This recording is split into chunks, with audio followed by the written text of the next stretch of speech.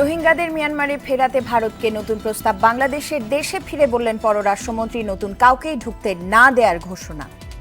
Bangladesh, Myanmar এবং অন্যান্য রাষ্ট্র যেগুলোর সাথে আমাদের এই রিজনের সবার স্বার্থে এই সমস্যা দ্রুত সমাধান হয়, এই জিনিসটা আমি প্রস্তাব দিচ্ছি। কর্ণফুলী পাড়ের অবৈধ স্থাপনা উচ্ছেদ বন্ধে হুমকি দিলে দ্বিগুণ গতিতে কার্যক্রম চালানোর ঘোষণা ভূমিমন্ত্রীর। শুনেন, কোনোটাই থাকবে না, অবৈধ কোনো কিছুই থাকবে না।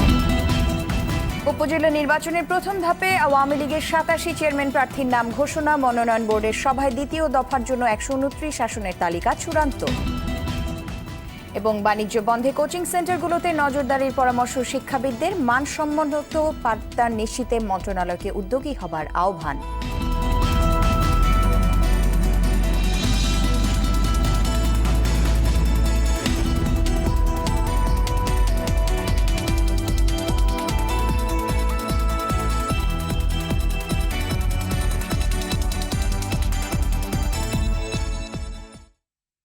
আসসালামু আলাইকুম, শুভেচ্ছা এবং সেই সাথে স্বাগত জানাচ্ছি আরটিভির রাতের সংবাদে। শুনছিলেন মার্কেন্টাইল ব্যাংক শিরোনামগুলো, পুরোটা খবরেই আপনাদের সঙ্গে রয়েছি আমি সাফিনা আহমেদ তরি।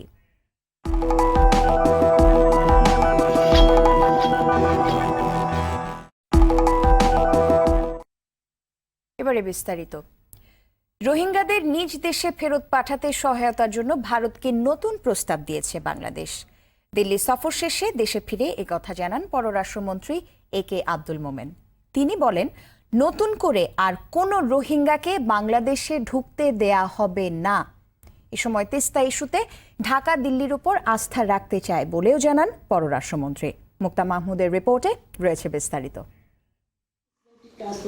বাংলাদেশ ভারত দুদেশের পঞ্চম যৌথ কনসালটেটিভ কমিশনের বৈঠকে যোগ দিতে বুধবার নয়াদিল্লি যান পররাষ্ট্রমন্ত্রী একে আব্দুল মোমেন। এ সফরে তিনি ভারতের প্রধানমন্ত্রী নরেন্দ্র মোদী এবং পররাষ্ট্রমন্ত্রী সুষমা স্বরাজের সঙ্গেও বৈঠক করেন। শনিবার বিকেলে ঢাকা পৌঁছেই শাহজালাল আন্তর্জাতিক বিমানবন্দরে সফরের নানা দিক নিয়ে সাংবাদিকদের সঙ্গে কথা বলেন মন্ত্রী। জানান, সহায়তা চাওয়া হয়েছে রোহিঙ্গা সমস্যার সমাধানে। মায়ানমার এবং অন্যান্য রাষ্ট্র যেগুলোর সাথে আমাদের এই রিজনের সবার স্বার্থে এই সমস্যা দ্রুত সমাধান হয়, তাদের কাছে আমি সাহায্য চেয়েছি, তারা বের করবে কিভাবে আমাদের সাহায্য করতে পারে। তিস্তা সমস্যার সমাধানে পররাষ্ট্রমন্ত্রীকে আশ্বাস দিয়েছে ভারত। আশার উপরে থেকে আমরা we have develop a sense of confidence, sense of mutual trust. আমি সেটাতে বিশ্বাস করি। শুধু তিস্তা না, অনেক নদী তো আমাদের আছে। এটা নিয়ে শুধু একা একা এই নদী নিয়ে বলছেন কেন? 54টা নদী আমাদের আলোচনায় আছে। আমরা সবগুলোরই আস্তে আস্তে সমাধান করব। ভারতের সঙ্গে আলোচনা সৌহার্দ্যপূর্ণ হয়েছে জানিয়ে পররাষ্ট্রমন্ত্রী বলেন, দুদেশের বোঝাপড়ার মাধ্যমে সব সমস্যার সমাধান সম্ভব। মুক্তা মাহমুদ, আরটিভি, ঢাকা। এদিকে কক্সবাজারের টেকনাফের রোহিঙ্গা ক্যাম্প এবং আশেপাশের এলাকায় ক্রমেই বাড়ছে অস্থিরতা। চলছে একের পর এক হত্যাকাণ্ড সহ নানা অপরাধের ঘটনা। এমনকি কিছু রোহিঙ্গা মিয়ানমারের পক্ষে গুপ্তচর বৃত্তি করছে বলেও অভিযোগ রয়েছে স্থানীয়দের। টেকনাফ প্রতিনিধি শাহিন শাহর রিপোর্ট জানাচ্ছেন জাফর সোহেল। বেশ কিছুদিন ধরে রোহিঙ্গাদের উপর হামলা, রোহিঙ্গা কর্তৃক স্থানীয়দের উপর হামলা এবং নিজেদের মধ্যে মারামারি ও সহিংসতার ঘটনায় অস্থিরতা তৈরি হচ্ছে টেকনাফ ও উখিয়ার রোহিঙ্গা ক্যাম্পগুলোতে। এরই মধ্যে রোহিঙ্গা ও স্থানীয় সহ হত্যাকাণ্ড ঘটেছে 20টিরও বেশি। আগুন দেয়া হয়েছে বেশ কয়েকবার। এসব ঘটনায় কিছু রোহিঙ্গা জড়িত বলে অভিযোগ করছেন স্থানীয়রা। তারা বলছেন, এমনকি অনেক রোহিঙ্গা মিয়ানমারের পক্ষে এখানে গুপ্তচর বৃত্তিও চালিয়ে যাচ্ছে। এদের কারণে নিত্য কলহ, মারামারি, হানাহানি, নিত্য প্রয়োজনীয় দ্রব্যমূল্য বৃদ্ধি, আমাদের স্থানীয় জনগণ অত্যন্ত ক্ষতিগ্রস্ত হচ্ছে। কিছু রোহিঙ্গা খারাপ আছে, ওরা বার্মার কথা বার্মা বলে, বাংলাদেশের কথা বাংলাদেশে বলে। বিশেষ কিছু রোহিঙ্গা এখানে গুপ্তচর হিসাবে কাজ করতেছে। তাদের সাথে আরকানের বিভিন্ন অর্গানাইজেশন এবং আরকানের বিভিন্ন ইয়ার সাথে তাদের যোগাযোগ আছে। দুষ্কৃতিকারী এসব রোহিঙ্গাদের অপকর্মে ইন্ধন দেওয়ার অভিযোগ আছে স্থানীয় কিছু মানুষ ও কিছু এনজিওর বিরুদ্ধেও। যারা সন্ত্রাসী তাদের মধ্যে কোনো না কোনোভাবে কি হয়ে যায়, যোগাযোগ সংযোগ হয়ে যায়, এটা স্বাভাবিক। সুতরাং এটা অবশ্যই অবশ্যই আমাদের এলাকার যারা এটা রাখাইন হোক বা মুসলিম হোক যারাই হোক এখানে যারা সন্ত্রাসের জড়িত আছে ওদের সাথে অলরেডি রোহিঙ্গাদের একটা যোগসাজশ কি হয়ে গেছে এবং অনেকেই রোহিঙ্গা ক্যাম্পে গিয়ে রাত্রি যাপন করে এ ধরনের খবর আমাদের কাছে কি আছে। টেকনাফ উপজেলা নির্বাহী কর্মকর্তা বলছেন, সহিংসতার ঘটনা সত্যি উদ্বেগজনক, তবে প্রশাসন সর্বোচ্চ চেষ্টা করছে এগুলো বন্ধ করতে। আমরা এই ব্যাপারে অবশ্যই সরকার তরফ থেকে যে নির্দেশনা দেওয়া হচ্ছে আমরা সেই অনুযায়ী একদম ওতপ্রোতভাবে কাজ করছি। তো এর মধ্যে যারা যেসব দুষ্কৃতিকারী জড়িত তাদের তালিকা করা হচ্ছে, তাদের বিরুদ্ধে ব্যবস্থা নেওয়া হচ্ছে। জাফর সোহেল, RTV। দর্শক, শিরোনামে একটি বিষয় জানিয়েছি আপনাদের যে চট্টগ্রামের কর্ণফুলীতে অবৈধ স্থাপনা উচ্ছেদে কেউ হুমকি দিলে উচ্ছেদের গতি দ্বিগুণ হবে বলে হুঁশিয়ারি দিয়েছেন ভূমিমন্ত্রী সাইফুজ্জামান চৌধুরী জাবেদ। শনিবার উচ্ছেদ অভিযান দেখতে গিয়ে এমন মন্তব্য করেন তিনি। এর আগে টানা 5 দিনের অভিযানে নদীর জায়গায় গড়ে ওঠা 230টি অবৈধ স্থাপনা গুঁড়িয়ে দেওয়া হয়। উদ্ধার করা হয় বেদখলে থাকা প্রায় 10 একর ভূমি। এ সময় উচ্ছেদে কেউ বাধা দিলে রেহাই পাবে না বলেও সাফ জানিয়ে দেন মন্ত্রী। কোনোটাই থাকবে না, অবৈধ কোনো কিছুই থাকবে না, কোনোটাই ছাড় হবে না। তবে কথা আছে, আমি যেটা করব it has to make sense. এটা আমি একদম শো অফের জন্য, পাবলিসিটির জন্য ধামধুম করে ফেললাম, বাট এটার কনসিকুয়েন্স কি? কারণ এখানে কিন্তু এটা একটা জাতীয় সম্পদ। প্রত্যেক কিছু আমাদের প্রত্যেকটা কাজ ফাইন লাইন করে কিন্তু কাজ করতে হবে। মার্চে অনুষ্ঠিত উপজেলা পরিষদ নির্বাচনে প্রথম ধাপে 87 জন দলীয় প্রার্থীর নাম ঘোষণা করেছে আওয়ামী লীগ।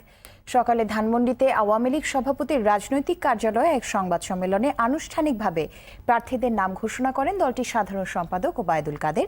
এ সময় তিনি জানান, উপজেলা ভাইস চেয়ারম্যান ও মহিলা ভাইস চেয়ারম্যান পদে দলীয় প্রতীক না দিয়ে সবার জন্য উন্মুক্ত করার সিদ্ধান্ত নেওয়া হয়েছে। ওবায়দুল কাদের বলেন, নির্বাচন ও আন্দোলনে ব্যর্থ হবার পর দলটি নালিশের নেতিবাচক রাজনীতি করছে। অংশগ্রহণের আগেই নির্বাচনে হেরে যায়, নির্বাচন সম্পর্কে প্রহসন, জালিয়াতি, কারচুপি এসব অভিযোগ আনতে থাকে। এমনকি নির্বাচনের রেজাল্টটা তাদের অনুকূলে আসে, এরকম নির্বাচন নিয়েও যখন গণনা চলে তখন তারা কমেন্ট করে। এটা হচ্ছে বিএনপি, এটা তাদের পুরনো অভ্যেস। এই নালিশ তারা করবেই। এত ব্যর্থতার পরও এই দলটি এখনো নেতিবাচক রাজনীতিকে আঁকড়ে ধরে আছে। এদিকে দ্বিতীয় দফায় উপজেলা পরিষদ নির্বাচনে মোট 129 আসনে চেয়ারম্যান পদে প্রার্থী চূড়ান্ত করেছে আওয়ামী লীগ। বিকেলে দলীয় প্রধান শেখ হাসিনার সভাপতিত্বে গণভবনে অনুষ্ঠিত আওয়ামী লীগের স্থানীয় সরকার মনোনয়ন বোর্ডের সভায় এই তালিকা চূড়ান্ত করা হয়। রোববার সকালে দলীয় সভাপতির ধানমন্ডির রাজনৈতিক কার্যালয়ে এ বিষয়ে বিস্তারিত তুলে ধরা হবে। আগামী 18 মার্চ দ্বিতীয় দফার নির্বাচন অনুষ্ঠিত হবার কথা রয়েছে।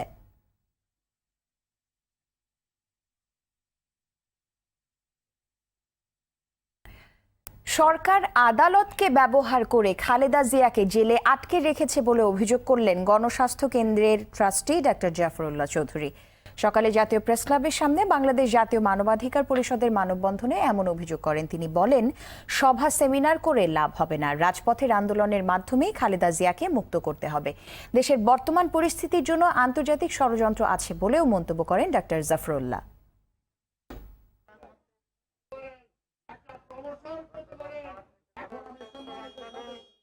চক্রান্ত করেই তারা খালেদা জিয়াকে জেলে রেখেছেন, বিচারের নামে অবিচার করেছেন, বিচারক তার জামিনটা 1 বছর আটকে রেখেছেন। এটা তারা কারণ তারা জানে খালেদা জিয়া সাহসী নেত্রী, উনি আপনাদের সামনে এসে সত্য কথা বলবেন, কিন্তু একজন লোক সারা জীবন তো তাকে জেলে রাখতে পারবে না। বাণিজ্য বন্ধে হাইকোর্টের রায়ের পর কোচিং সেন্টারগুলোতে কঠোর নজরদারির আওতায় আনার পরামর্শ দিয়েছেন শিক্ষাবিদরা। ডক্টর সৈয়দ আনোয়ার হোসেন ও ডক্টর মোহাম্মদ কায়কোবাদের মতে শ্রেণীকক্ষে মানসম্মত পাঠদান নিশ্চিত করতে শিক্ষা মন্ত্রণালয়কে উদ্যোগ নিতে হবে। আতিকা রহমানের রিপোর্টে জানুন বিস্তারিত। একরকম বাধ্য হয়ে সন্তানদের কোচিং সেন্টারে পাঠান অভিভাবকরা। কোচিং বাণিজ্য বন্ধে আদালতের রায়ের পর তাই মিশ্র প্রতিক্রিয়া জানালেন রাজধানীর অভিভাবকরা। কোচিং করতে হবে, তাদের কাছে পড়তে হবে, নাহলে নাম্বার কম দিবে, 200-300 বাচ্চা নিয়ে কোনোদিন কোচিং এরকম করে কোনোদিন বাচ্চার কোনোদিনও মান উন্নয়ন হবে না। কোচিংটা বন্ধ সম্পূর্ণ না করে এটার জন্য একটা নীতিমালা করলে ভালো হয়, যে এইভাবে পড়াতে পারবেন ওনারা। একজন শিক্ষক টেবিলে 10 জন ছাত্র নিয়ে প্রাইভেট পড়াবে, নট কোচিং। শিক্ষকদের প্রতিক্রিয়া জানতে বেশ কিছু শিক্ষা প্রতিষ্ঠানে গেলেও তারা মুখ খুলতে চাননি। ভিকারুননিসা স্কুলের প্রধান শিক্ষক জানান, সরকারি সিদ্ধান্ত মেনে চলবেন তারা। হাইকোর্ট যেই রায় দিয়েছে সেই রায় আমরা মেনেই চলব এবং আমাদের শিক্ষকরাও মেনে চলবে, এটি আমার আশাবাদ। যখন বাইরের কোচিংটা বন্ধ হয়ে যাবে তখন বাচ্চারাও বাধ্য হবে যে ক্লাসে কি পড়াচ্ছেন আপা বা শিক্ষক, তারা সেটাকে ফলো করবে। শিক্ষাবিদরা বলছেন, শ্রেণী শিক্ষকদের নৈতিক অবক্ষয়ের কারণে কোচিং বাণিজ্যে নৈরাজ্যকর পরিস্থিতি তৈরি হয়েছে, তাই আইনের কঠোর প্রয়োগ জরুরি। কোচিং বাণিজ্য শিক্ষাটাকে ধসিয়ে দেওয়ার ক্ষেত্রে অনেক বড় ভূমিকা পালন করছিল। শিক্ষকরাই শ্রেণীকক্ষে পাঠদান না করে তার কোচিং সেন্টারে যেতে বলেন শিক্ষার্থীদেরকে। এটি দারুণ এক নৈতিকভাবে প্রশ্নবিদ্ধ একটি কাজ। নিষিদ্ধ করাটা সেটা শেষাবধি কতটা বাস্তবায়নযোগ্য এটা চিন্তা ভাবনার ব্যাপার। শিক্ষার্থী ও শিক্ষকের অনুপাত ঠিক রাখা সহ শিক্ষা ব্যবস্থার সার্বিক উন্নয়নে সরকারকে কার্যকর ভূমিকা নেওয়ার আহ্বান জানান এই দুই শিক্ষাবিদ। সুশিক্ষক না হলে সুশিক্ষা হয় না। আবার শিক্ষক শিক্ষার্থী অনুপাতটিও অনেক বড় ব্যাপার। এক্ষেত্রে পর্যাপ্ত সংখ্যক শিক্ষক যদি না থাকে তাহলে সেই ব্যর্থতার দায় সরকারকে নিতে হবে। সরকারকে সঠিক ভাবনা চিন্তার এবং দিক নির্দেশনার দায়িত্ব নিতে হবে। আমাদের শিক্ষায় অনেক বেশি বিনিয়োগ করতে হবে। আমাদের স্কুল কলেজগুলোতে ভালো অবকাঠামো নেই, আমাদের শিক্ষক স্বল্পতা আছে, দক্ষ শিক্ষকের অভাব আছে। আমরা শিক্ষকদের বলবো তারা শ্রেণীকক্ষে যাতে খুব ভালো পাঠদান করেন এবং শ্রেণীকক্ষের বাইরে যাতে কোনো মতেই কোচিংয়ের সঙ্গে যুক্ত না হন, আর তাদেরকে এমন একটা বেতন দিব যে বেতনে তারা সম্মানজনকভাবে একটা জীবন যাপন করতে না পারে, তাহলে তো কাজ হবে না। আতিকা রহমান, RTV, ঢাকা। সারা দেশে একযোগে অনুষ্ঠিত হলো ভিটামিন A+ ক্যাম্পেইন। সকালে ঢাকা শিশু হাসপাতালে এর উদ্বোধন করেন স্বাস্থ্যমন্ত্রী জাহিদ মালিক। এ সময় তিনি বলেন, ভিটামিন A ক্যাপসুলের মান ল্যাবে পরীক্ষা নিরীক্ষা করে শতভাগ নিশ্চিত হয়ে শিশুদের খাওয়ানোর সিদ্ধান্ত নেওয়া হয়। এবার ক্যাম্পেইনে 2.5 কোটির বেশি শিশুকে ক্যাপসুল খাওয়ানোর লক্ষ্য নেওয়া হয়েছিল। সেলিম মালিকের রিপোর্টে থাকছে বিস্তারিত। আজকের শিশু আগামী দিনে জাতির ভবিষ্যৎ, তাই এই শিশুকে সুস্থভাবে গড়ে তুলতে 1974 সাল থেকে জাতীয়ভাবে পরিচালিত হচ্ছে ভিটামিন A ক্যাপসুল খাওয়ানোর ক্যাম্পেইন। এবছর 19 জানুয়ারি ক্যাম্পেইনটি হওয়ার কথা থাকলেও ভারতীয় কোম্পানির তৈরি করা ক্যাপসুল মানসম্মত না হওয়ায় তা স্থগিত করা হয়। ক্যাম্পেইন উদ্বোধন করে স্বাস্থ্যমন্ত্রী জাহিদ মালিক জানালেন, এবারের ক্যাপসুল ল্যাবে পরীক্ষা করে শিশুদের খাওয়ানো হচ্ছে। খুবই উন্নত মানের ভিটামিন A ক্যাপসুল আমরা দিচ্ছি। আপনারা জানেন প্রায় 2.5 কোটি শিশুকে ভিটামিন A ক্যাপসুল দেওয়া হবে। আমরা 2.5 কোটি শিশুর স্বাস্থ্য নিয়ে কোনো ঝুঁকি নিতে পারি না।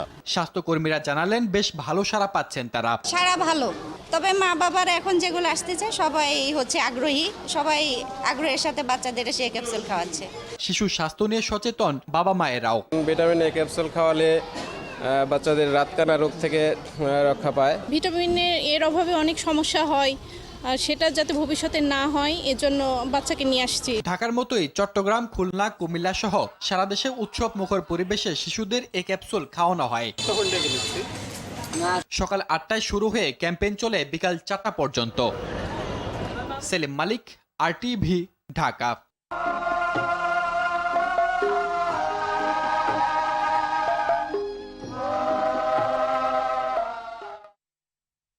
জানাবো অমর একুশে গ্রন্থমেলার খবর। দর্শক, জমে উঠেছে অমর একুশে গ্রন্থমেলা। শনিবার সকালটায় শিশুদের পদচারণায় মুখর ছিল মেলা প্রাঙ্গণ। ছোটদের বই বিক্রি নিয়ে সন্তুষ্ট বিক্রেতারা। বিকেলে প্রকাশক, লেখক আর পাঠকের মিলন মেলায় ছড়িয়ে পড়ে বাংলা একাডেমি থেকে সোহরাওয়ার্দী উদ্যান চত্বরে। আরও জানুন সোহেল রানার রিপোর্টে। পছন্দের বই আর পছন্দের কার্টুন চরিত্রের সাথে শনিবার সকালে মেলা প্রাঙ্গণ মাতিয়ে রাখে ছোট্ট সোনামণিরা। কেউ এসেছে বাবা মাকে নিয়ে, কেউ বা আবার আত্মীয় স্বজনদের হাত ধরে। খুদে পাঠকদের পছন্দের তালিকায় আছে কার্টুন, ছড়া আর মজার সব গল্পের বই। আমি প্রাণীর বই কিনেছি, শাপলা আছে, তারপরে পাতা আছে, তারপরে গাছ। নলেজ টাইপের বই পছন্দ করি, যেমন স্টুডেন্ট হ্যাক্সটা ছিল। আমি এই বইটি কিনেছি, আমার এই বইটি অনেক পছন্দ হয়েছে, আরো বই কিনেছি। অভিভাবকরা জানান শিশু প্রহরটি শুধুমাত্র বাচ্চাদের জন্য উন্মুক্ত থাকায় বইমেলা উপভোগ করতে পারে শিশুরা, আর বেচা বিক্রি নিয়ে সন্তুষ্ট বিক্রেতারাও। অনেক ধরনের বই এখানে কিনতে পাওয়া যায়, আর ওর যেমন কালারের থেকে শুরু করে আর্টের বইগুলো কিনছি, তাছাড়া বিভিন্ন রকম গল্পের বই কিনছি। পুরো বছরের জন্য বইমেলা থেকে কিনি, তারপর তো বছর জুড়ে কেনাই হয়। মেলা প্রাঙ্গণে প্রিয় লেখকের অটোগ্রাফ সহ বই কেনা কিংবা ছবি তোলার সুযোগ হাতছাড়া করতে চান না অনেকেই। স্পেশালি যখন আমি দেখি একটা ছোট বাচ্চা একটা বই নিয়ে আসছে অটোগ্রাফ দেওয়ার জন্য, তারপরে সে বইটা পড়েছে কিংবা পড়বে, আমি খুবই আনন্দ পাই। প্রথম 9 দিনে হাজারেরও বেশি নতুন বই এসেছে এবারের মেলায়। সোহেল রানা, RTV, ঢাকা।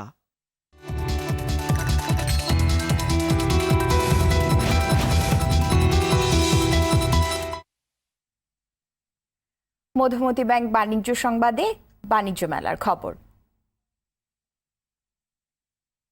পর্দা নামলো 24তম ঢাকা আন্তর্জাতিক বাণিজ্য মেলার। এবারের মেলায় 200 কোটি টাকার রপ্তানি অর্ডার মিলেছে বলে জানিয়েছেন বাণিজ্য মন্ত্রী টিপু মুনশি। দুপুরে রাজধানীর আগারগাঁওয়ে মেলা প্রাঙ্গণে সমাপনী অনুষ্ঠানে এই তথ্য তুলে ধরেন তিনি। এআর বাদলের রিপোর্টে থাকছে বিস্তারিত। মেলার শেষ দিন, তাই শেষ মুহূর্তের কেনাকাটায় দিনভর মুখর ছিল মেলা প্রাঙ্গণ। শেষ সময়টুকু নষ্ট করতে চাননি ক্রেতা বিক্রেতা কেউই। আন্তর্জাতিক বাণিজ্য মেলার বৈশিষ্ট্য নিয়ে প্রশ্ন থাকলেও শেষ দিনে এসেও সময় বাড়ানোর দাবি করেন কেউ কেউ। শেষ হয়ে গেল, হ্যাঁ, এটা জেনে খুব খারাপ লাগতেছে যে মেলাটা আমরা আবার 1 বছর পর আবার পাবো কিনা, এখানে স্থান থাকবে কিনা। একটু সময় বাড়িয়ে দিলে আমরা কেনাকাটি করতে সুবিধা হতো। এই মেলা আমাদের বাংলাদেশের শিল্পায়নের গতিকে আরো ত্বরান্বিত করবে। বিক্রেতারা বলেন গত বছরের তুলনায় ভালো সাড়া পেয়েছেন তারা, তবে স্থায়ী কাঠামো হলে অপচয় কমবে অনেকটাই। আমাদের সেলটা এত বেশি ভালো হচ্ছে কাস্টমারদের জন্য, কারণ ওনাদের চাহিদা শুধুমাত্র আমাদের বেঙ্গলের প্রোডাক্টের জন্য। অবশ্যই মানুষজন বেশ ভালো সাড়া আমরা পেয়েছি, আমাদের লাভেলো আইসক্রিম সবাই পছন্দ করেছে। এটা সবচেয়ে বড় আগে ভাবা দরকার যে এক্সিবিশন সেন্টার, প্রচার সেন্টার এবং এই মিডিয়া সেন্টার এবং সবকিছু মিলে যেন সরকারের আরো বড় পরিকল্পনা থাকে। স্থায়ী কাঠামো অথবা দীর্ঘস্থায়ী এই মেলা, এটাকে চিন্তা করতে হবে। মেলার সমাপনী অনুষ্ঠানে বাণিজ্য মন্ত্রী জানান সহসায় মেলার স্থান পরিবর্তন হচ্ছে না। বেচা কেনাও ভালো হয়েছে, বিদেশের রপ্তানি অর্ডারও পেয়েছে প্রায় 200 কোটি টাকার কাছাকাছি। সব বিবেচনাতেই আমরা জেনেছি যে এবারের মেলাটা সফল হয়েছে, সুন্দর হয়েছে। এবারের মেলায় second best premier mini pavilion award পেয়েছে Taufika food and agro industries limited. বাণিজ্য মন্ত্রী প্রতিষ্ঠানটির ব্যবস্থাপনা পরিচালক মোহাম্মদ একরামুল হকের হাতে এই পদক তুলে দেন। Bangladesh sugar and food. AR Badal, RTV, Dhaka. Dinajpur Ramsagar জাতীয় উদ্যানে ঠাঁই পেল নওগাঁয় উদ্ধার হওয়া পুরুষ নীলগাইটি। একে রাখা হয়েছে উদ্যানের নারী নীলগাইয়ের সাথে। এর মাধ্যমে নারী নীলগাইটির একাকিত্ব দূর হলো। উদ্যানের তত্ত্বাবধায়ক আব্দুস সালাম তুহিন জানান, গেল রাতে রাজশাহী থেকে নীলগাইটি দিনাজপুরে আনা হয়। সকালে একে রাখা হয় রামসাগরে কৃত্রিম বনে আগে থেকে রাখা নারী নীলগাইটির সাথে।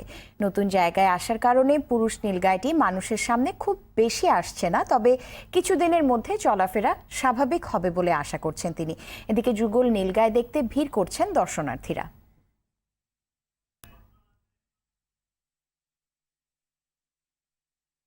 শহরে নীলগাই বাংলাদেশের কোথাও দেখি নাই, এইখানে প্রথম দেখলাম আর কি। আমরা নীলগাই দেখতে পারলাম, সারা বাংলাদেশে এরকম নেই, খুব সৌন্দর্য লাগলো। প্রতীক্ষায় ছিল যে নীলকন্যা, তার সঙ্গে তার একটি মেলবন্ধন হয়েছে। আমরা আশা করছি খুব শীঘ্রই একটি ফুটফুটে নীল শাবক আমাদের এই প্রকৃতি উজ্জ্বল করে আল্লাহ আমাদেরকে উপহার দেবেন।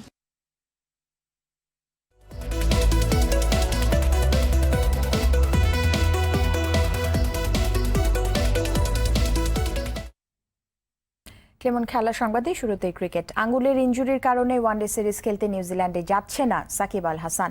বাংলাদেশ ক্রিকেট বোর্ডের মিডিয়া ম্যানেজার রাবেদ ইমাম বিষয়টি নিশ্চিত করেছেন। তিনি জানিয়েছেন, বাংলাদেশ প্রিমিয়ার লিগের ফাইনালে ঢাকা ডায়নামাইটসের অধিনায়ক সাকিব চোট পান বাঁ হাতের অনামিকা আঙ্গুলে। ম্যাচের পর তার আঙ্গুলের এক্স-রে রিপোর্ট ভালো না আসায় আপাতত নিউজিল্যান্ডে যাওয়া হচ্ছে না সাকিবের। চোট সারাতে অন্তত 3 সপ্তাহ সময় লাগতে পারে বলে জানিয়েছেন বিসিবি চিকিৎসক দেবাশিস চৌধুরী। ফলে ওয়ানডে সিরিজ থেকে পুরোপুরি ছিটকে গেছেন এই অলরাউন্ডার। নিউজিল্যান্ডের বিপক্ষে 3 ম্যাচের ওয়ানডে সিরিজ শুরু হবে 13 ফেব্রুয়ারি। এরই সাথে শেষ করছি আমাদের রাতের সংবাদ। তবে যাবার আগে মার্কেন্টাইল ব্যাংক শিরোনামগুলো জানাবো আরও একবার।